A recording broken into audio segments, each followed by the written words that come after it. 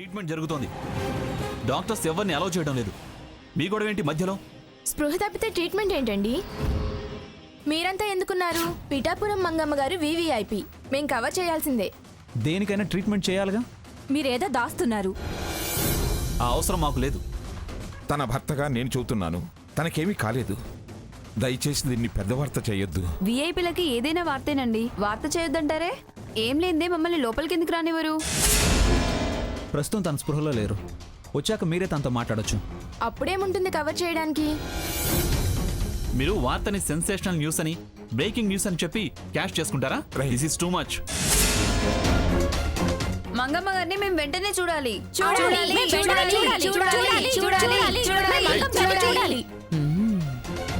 నా ప్లాన్ బాగానే వర్కౌట్ అయింది. భగవంతుడా, ఇప్పుడే అమ్మమ్మకు స్పృహ వచ్చేలా చేయి స్వామి. ఆగండి, ఒక్క నిమిషం నా మాట వినండి.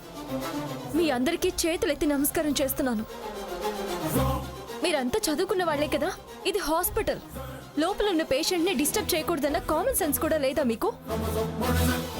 అయినా మీరు కవర్ చేయాల్సినంత విషయం ఏముందండి? She is in very normal condition. అది మీరు చెప్తే సరిపోతుందా? నార్మల్ కండిషన్లో ఉంటే ట్రీట్మెంట్ ఎందుకండి? అతి తెలివిగా మాట్లాడకండి.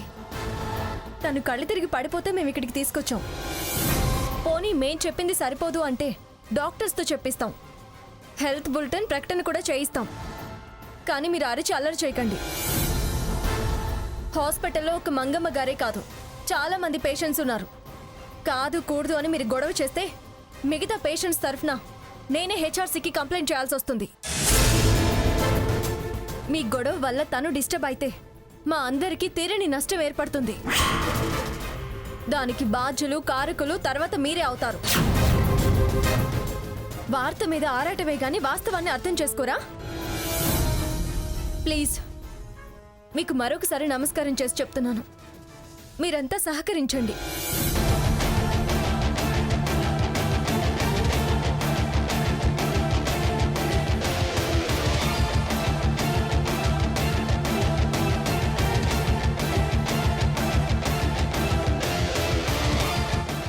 అమ్మమ్మ కళ్ళు తెరిచిందా ఏంటి? డాక్టర్,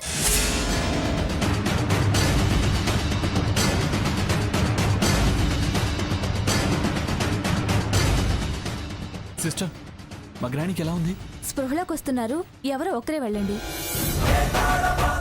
పూర్తిగా స్పృహ వచ్చాక అందరూ వెళ్ళొచ్చు. ముందుగా నేను వెళ్తాను.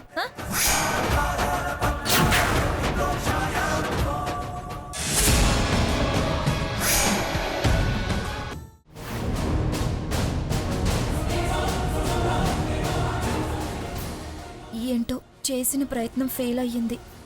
ఇప్పుడు ఏమంటారో ఏంటో. అంతా నీ మూలంగానే. నిన్నావిడెదురుగా ఉండమంటే ఎందుకు ఉండలేదు?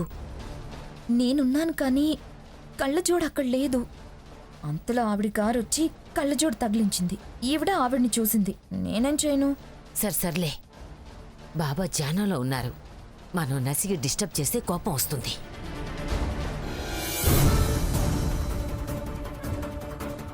స్వర్ణ ఇంకా రాలేదేంటి? అత్తయ్య గారికి ఇలా ఉంటే తను ఎక్కడికి వెళ్ళినట్టు? అయ్యో అమ్మమ్మ గారు అని దానికేమైనా ఉందా? దాని తిరుగుళ్ళు, దాని సావాసాలు దానివి. నేను దానికి ఫోన్ చేస్తానులేండి అత్తయ్య గారు. సరే, ఫోన్ చేసి త్వరగా రమ్మను. నేను అత్తయ్య గారికి మంచినీళ్ళు తీసుకొస్తాను. అలాగే.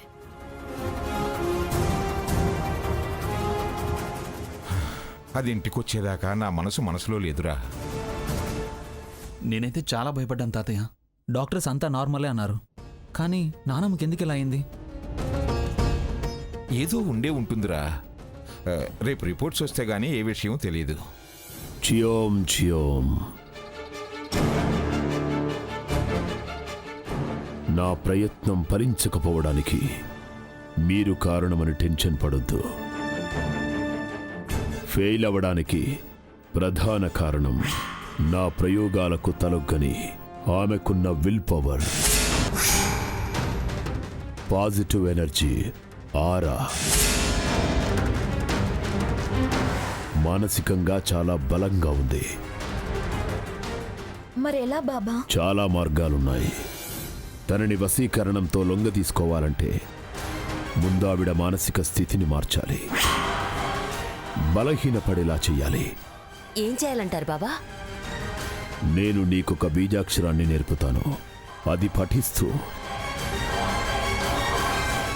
ఈ ఫోటో ఆమె మంచం కింద ఉంచాలి.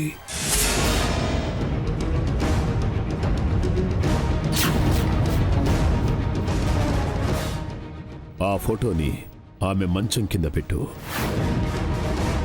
ఆవిడ నిద్రించే సమయంలో నేనిచ్చిన క్రిస్టల్ చేతబట్టుకొని నేను చెప్పే బీజాక్షరం చదువుతూ ఉండు. క్రమంగా తను మానసికంగా బలహీనపడుతుంది. అప్పుడు నీ వశం చేస్తాను.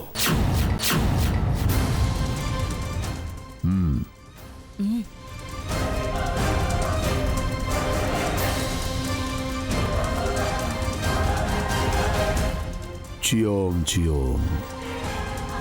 చెప్పింది చెప్పినట్టు చెయ్యి. అనుకున్న పని జరిగి తీరుతుంది. ఇక నుంచి ప్రయోగపాతం పెంచుతాను, శక్తిపాతం ఒలక్కపోస్తాను. మీ ప్రయత్నం కరెక్టుగా ఉండాలి. శ్రద్ధ ఏకాగ్రత ఉండాలి. జాగ్రత్త. విన్నావుగా స్వర్ణ, ఆషామాషిగా ఉండొద్దు. చాలా పర్ఫెక్ట్గా చెప్పింది చెప్పినట్టు చెయ్యి. వెళ్ళొస్తాం బాబా. చియోం చియోం.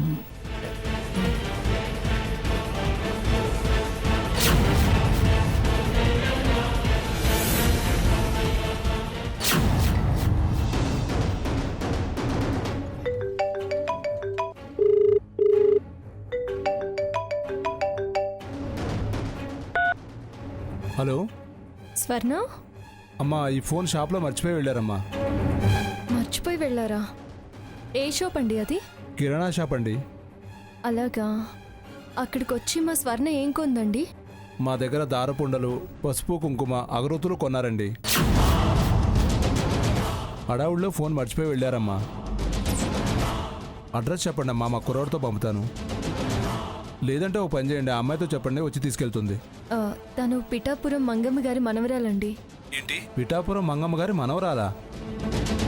నాకు పెద్దమ్మ గారి ఇల్లు తెలుసండి. నేనే కుర్రాడికిచ్చి పంపిస్తాను. సరే సరే అమ్మా. రే శంకర్, దారాలు పసుపు కుంకుమ ఎందుకు కొన్నట్టు? ఆ భాగీరథి పక్కనే ఉండి కొనిపించినట్టుంది. అసలు దారాలు ఎందుకు కొన్నారు?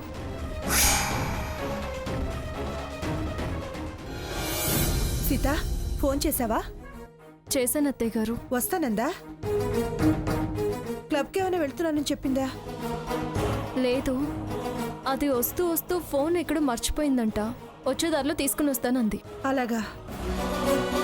ఆ, అవును, తను ఫోన్ మర్చిపోతే నీతో ఎలా మాట్లాడింది? అది ఫోన్ దొరకగానే మాట్లాడింది. అది ఇలా ఇవ్వండి, నేను తీసుకువెళ్ళి అమ్మమ్మ గారికి ఇస్తాను.